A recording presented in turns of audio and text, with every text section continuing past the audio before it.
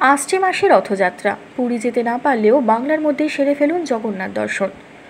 রথযাত্রা মানেই কিন্তু শুধু পুরী নয়, বাংলার শতাব্দী প্রাচীন রথযাত্রাগুলিও কিন্তু ধারে ভারে নেহাত ফেলনা নয়। এগুলির কোনোটির সঙ্গে নাম জড়িয়ে আছে মহাপ্রভু শ্রী চৈতন্যের, আবার কোনোটির গায়ে লেপ্টে আছে ঔপনিবেশিক ইতিহাসের গন্ধ। সময় ও সুযোগ পেলে রথযাত্রা থেকে উল্টো রথের মধ্যে বাংলার রথযাত্রার একটা ট্যুর সেরে নিতে পারেন। আষাঢ় মাসের শুক্লপক্ষের দ্বিতীয়াতে শুরু হয় প্রভু জগন্নাথের রথযাত্রা। সঙ্গে থাকেন দাদা বলভদ্র এবং বোন সুভদ্রা। এই বছর রথযাত্রার দিন 7ই জুলাই। রথযাত্রা বললে প্রথমেই মনে আসে পুরীর জগন্নাথ ধামের নাম। বিশ্ব প্রসিদ্ধ এই স্থানটি বুঝি বাঙালির সবচেয়ে প্রিয় তীর্থস্থান। সারা বছরই পুরীর আনাজ কানাজ জমজমাট থাকে বাঙালি পর্যটকদের ভিড়ে। আর রথযাত্রার সময় বাঙালি দর্শনার্থীর পাশাপাশি দেশ ও বিশ্বের বহু পর্যটক এখানে এসে জড়ো হন। মনে ইচ্ছে থাকলেও অনেকেই রথযাত্রার সময় পুরীতে গিয়ে জগন্নাথ দর্শন করতে পারেন না। এবারেও হয়তো অনেকে পারবেন না, তাই বলে মন খারাপের কোনো দরকার নেই। নিজের রাজ্যের মধ্যেই জগন্নাথ বলরাম সুভদ্রার দর্শন করে ফেলতে পারবেন খুব অনায়াসে। মায়াপুরের রথ উৎসব। নদিয়া জেলার মায়াপুরের ইস্কন মন্দিরের রথযাত্রা পশ্চিমবঙ্গের অন্যতম বিখ্যাত রথ উৎসব। এখানে জগন্নাথ বলরাম ও সুভদ্রা রথে চড়ে আসেন। প্রচলিত কাহিনী অনুযায়ী মায়াপুর ও তার পার্শ্ববর্তী একটি গ্রাম ছিল রাজপুর।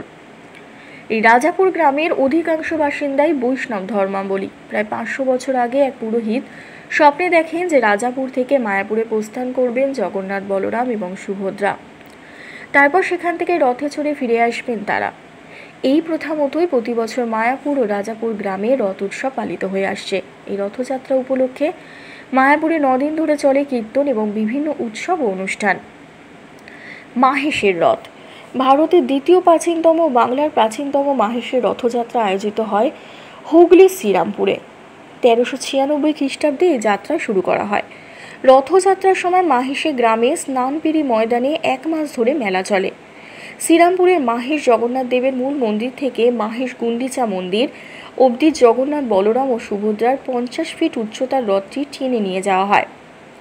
উল্টো রথের দিন আবার রথটিকে জগন্নাথ মন্দিরে ফিরিয়ে আনা হয়। কিংবদন্তি অনুসারে 14দশ শতকে মাহেশের রথযাত্রার সূচনা করে বাঙালি সন্ন্যাসী ধ্রুবানন্দ ব্রহ্মচারী। সন্ন্যাস গ্রহণের পর স্বয়ং শ্রী চৈতন্য মাহেশের জগন্নাথ মন্দির দর্শন করেন। পরবর্তীকালে 1755 সালে কলকাতার নয়নচাঁদ মল্লিক মাহেশে জগন্নাথ দেবের বর্তমান মন্দির তৈরি করেছিলেন। বর্তমান রথটি 130 বছরেরও বেশি পুরনো। রথে রয়েছে মোট 12টি লোহার চাকা এবং 2টি তামার ঘোড়া। অতীতে সাধক ধ্রুবানন্দ ব্রহ্মচারী স্বপ্ন পেয়ে গঙ্গায় ভেসে আসা নিমকাঠ দিয়ে দারু মূর্তি তৈরি করেন। প্রতি বছর রথের আগে বিগ্রহের অঙ্গরাগ হয়ে থাকে। এই রথযাত্রাকে কেন্দ্র করে আজও মেলা বসে। মহিষাদলের রথযাত্রা। মাহেশের মতোই পূর্ব মেদিনীপুর মহিষাদলের রথযাত্রাও খুব বিখ্যাত। এই রথযাত্রার ইতিহাস প্রায় 200 বছরের পুরনো।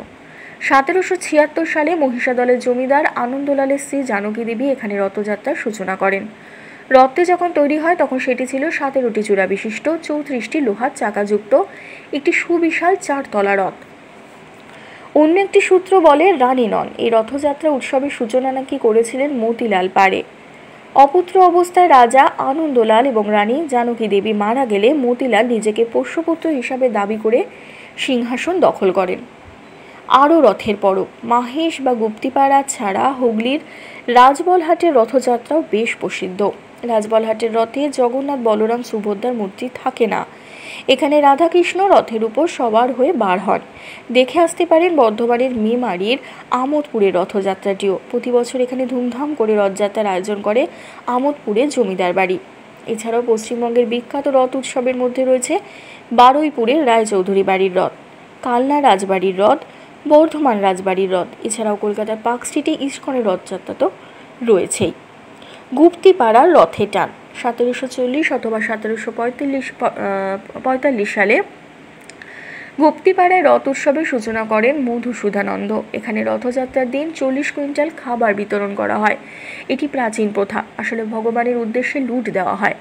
গুপ্তিপাড়ার এই রথের উচ্চতা 36 ফিট। রথযাত্রা উপলক্ষে গুপ্তিপাড়ায় সুবিশাল একটি মেলা বসে। বহুদূর থেকেও মানুষ গুপ্তিপাড়ায় উপস্থিত হন রথের মেলা দেখবার জন্য। 9 দিন ধরে চলে এখানে উৎসব অনুষ্ঠান। ধন্যবাদ।